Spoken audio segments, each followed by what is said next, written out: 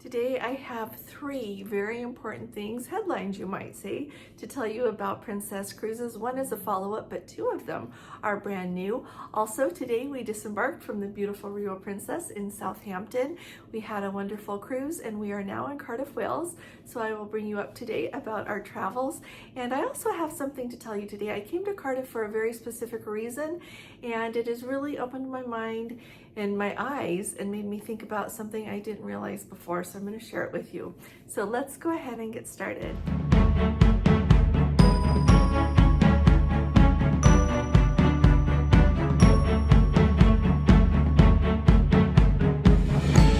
Hi there, this is Allison with Let's Go Travel Tips. Today is Thursday. It is June 20th of 2024. And let's start at the very top with a quick review about what is going on with Princess's app and what's going on with their dining reservation system. So you might remember that it's been a few months ago now, Princess announced that they were going to redo the dining on board their ships, make it so that there are three very specifically designated main dining rooms. So one of them you're going to have that traditional experience. You're going to have a set seating time with the same waiter every evening, the same wait staff, everything the same. You just come in and sit down at your table at that time every evening of the cruise. Another one of the main dining rooms is going to be one where you can make your reservations. Make your reservation for what time you want to dine on a specific evening. The other main dining room is just going to be you walk up and first come, first serve with whatever time you decide you would like to eat dinner. I think it sounds like they have really hit the nail on the head with this. There are people who still love that main dining approach where like the traditional way of doing it, so that you do have that same wait staff every evening. You've got your table, you know what time you're going to eat, you know where you're going to sit for it. And then some of us want a little bit more flexibility. When we were just on the Regal Princess, we had the same time, the same table, the same wait staff every evening because we had a group. When Gordon and I sail with just the two of us, we kind of have a mix. Some evenings we eat in the main dining room. Sometimes we'll just get some pizza from up by the pool.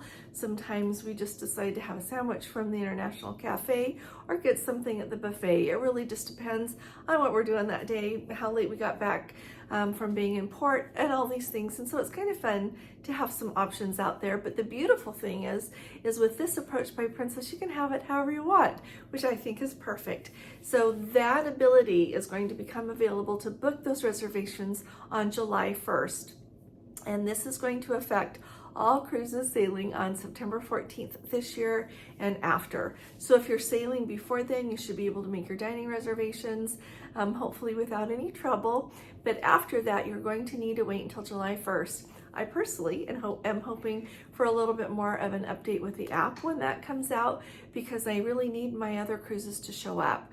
The last one I've got that will come to the app, show up in the app right now, is August 31st. They showed up for a little while there, but they're gone again, and I can't add them back with the booking number. And I've called, it's a known glitch. So I'm really hoping that they'll maybe solve that problem at the same time. So I'll let you know what we see on July 1st. But don't be worried about it. But I would be right on the ball on July 1st if you want to make your dining reservations. I know that some people don't mind sharing a table. Some people like to have their own table though, for two guests or for a solo cruiser. And there is a limited number of those tables. And so there's a really good reason that people want to make their dining reservations in advance. When you get on board the ship, you can go ask. Lately, I've noticed on our last two cruises that you go to Sabatini's is where they'll have someone there, and you can ask for what time you want to dine in a certain place, you know, in a set dining room. But you know what? There are only X number of tables on a ship at the same time, and you can only have one party sitting at the table at the same time, meaning you know, at 5 o'clock, if your tables are full, they're full. And you have to wait for those people to get done eating before you can have the next wave. So if you have particular things that you would like, be right on top of that and get those booked, okay? And I'm excited to hear how it all goes. So the next update that we've got from Princess Cruises was sent out in an email today. Now you might remember some of the other cruise lines. I'm thinking Norwegian, Royal Caribbean, Celebrity. They were talking about how they are going to align their pricing to meet the requirements of a new law that California has passed consumer protection. And what they are doing is making it so that instead of showing the base cruise fare separately from your taxes, fees, and port expenses, that is all going to be one number. Well, Princess Cruises has let everyone know July 1st is going to be a big day because that is the day they're going to start showing their pricing that way. I actually love that approach because it really can depend on where you're sailing in the world, how much those port fees and taxes are. If you compare a sailing in the Caribbean to a sailing in Alaska, for example, the taxes, fees, and port expenses are usually much higher for Alaska. So we don't even have to worry about that anymore. They are going to start lumping that all together. And so when you see that number starting July 1st, you'll just know how much the cruise is going to cost. The only thing that will impact how much your cruise is going to cost after that is if you want to add, the plus package or the premier package. And of course, it'll depend on where your cabin is on the ship and what kind of cabin you book. So I think that is a great move. And I think it'll really simplify it for a lot of people who are new to cruising and don't understand how the pricing structure has been historically. Because a lot of times people look at that number, you go to princess.com and it says, you can go on that cruise, starting at $4.99. Well, $4.99 is for the least expensive interior cabin on the ship, and it doesn't include the port fees and taxes. And so I think this will really help things out and maybe give people a better starting point in their mind. So let me know if you've got any questions about that. Put that in the comments and I'll make sure that I follow up with you, okay? Now, before I tell you the really big, exciting announcement that Princess has, if you haven't subscribed to my channel yet, will you please go ahead and hit that subscribe button? We love to talk. We talk about Princess. We talk about other cruise lines here. I have sailed the most on Princess. We're going to be expanding a little bit more around here as well. But we need to have you with us, and we'd love to have you with us. And you're going to enjoy being a part of the Let's Go family. Also, if you appreciate my updates, would you please give this video a thumbs up? Thank you so very much. Well, today, June 20th of 2024, Princess Cruises has announced what they are calling their new Loyalty Accelerator program. It is really exciting because when you go on a cruise, you can get double loyalty points. So usually when you go on a cruise, they count the number of days that you have been on board a ship. They also keep track of the number of cruises that you've been on. So for example, if you have been on 5 cruises and each one of them were 7 days, you've got 35 days and 5 cruises, okay? But there is a way that you can get double the points very easily when you sail between August 1st of 2024 and December 31st of 2024. What you have to do to get double the points so that you can move from one loyalty level to another loyalty level more quickly is you have to go on a cruise and have that plus or the premier package. Now, let me tell you what the rules are that go with it so that you get it right. First of all, if you have already got your cruise booked and you have got the plus or the premier package, you're fine. You are going to get double the points for sailing on that cruise. You don't have to do anything else. It will show up in your Captain Circle account. If you have a cruise already booked and you don't have a plus or the premier package with it, you need to add the plus or the premier package to your cruise at least 2 days before sailing, is what they say in the release. And so you think it over and decide if it is worth it for you or not. I'll talk to you about that in just a minute, but you need to add it at least 2 days before you sail. Now, if you don't have a cruise booked and you think, oh my, this might be a really great way to get me bumped up to that next loyalty level, I think it's a great idea. And so make sure that when you book your cruise, you just automatically get the plus or the premier package, whichever you want. Now, you might wonder why Princess is wanting you to do that. In the press release, John Paget said that using the Princess Premier or the Princess Plus program are the very best way to experience Princess, and that they are the best value in the business. So, I always think about these things an awful lot. And so I think the most important approach would be for you to think about what it is that you're going to use in that package and what the increased loyalty level would be worth. And also, if you sail on, and the other comparison we would have here is you really have to look at what is offered in the Plus and Premier package with what is offered, for example, on Norwegian or on Holland America or Royal Caribbean, what their packages offer with how much they charge you for them. And you know me, I have said before, I don't get the Plus package. I just don't seem to need it. We get half off of the Wi-Fi with our loyalty level. Of course, we pay our gratuities. They just automatically go on our shipboard account every day. Every once in a while we prepay them, but usually we just let them go on the account every day. And I don't drink alcohol. I don't drink a lot of other things either. I've just gotten away from drinking a lot of sweet drinks, and so maybe one a cruise. This last cruise I had one, and so I've decided not to do that. But as things are moving forward and everything is becoming more expensive, I don't know, I just might decide to do that. But here's what I want you to think about. If you are right on the cusp between moving up to the next loyalty level, it really might be worth it for you to add it for this upcoming cruise if you've already got one booked, or if you think you were going to go and maybe you were going to go and maybe you weren't going to go on a cruise. I would say you should go, because when you go on that first Princess cruise, you are at that blue level, but then by the time you go on your second one, you are already considered to the gold level. And then after that, with Ruby, that's when you've sailed 3 cruises with Princess or 30 days, and that makes it so that you can have access to the Captain's Circle help desk, as well as your Princess Vacation Protection upgrade, which is Princess's insurance. And the way they upgrade it is you get to pay for the standard, but you get to have the platinum coverage. So that's pretty sweet. That's a nice thing. And that's really, I think, really nice that Princess offers that for the Ruby level. You don't only have to go on 3 cruises with them in order to get that perk. Then after that, you move up to platinum next, and that's 5 cruises or 50 days of sailing. And so with that, that's when it's the big deal that you get half off of the Wi-Fi, and you also get 10% off of Lotus Spa treatments and access to that Platinum and Elite Lounge.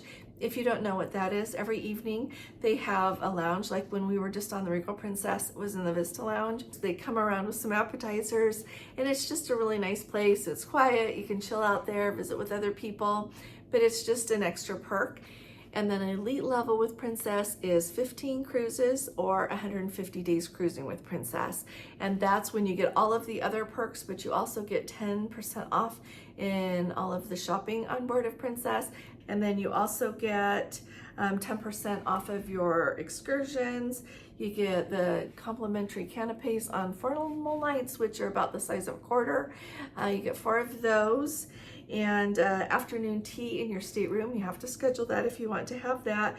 You get free laundry, you get free shoe polishing service, you get free priority disembarkation, as well as whenever you're in a tender port, you get priority water tender usage. So to me, that's a pretty good perk.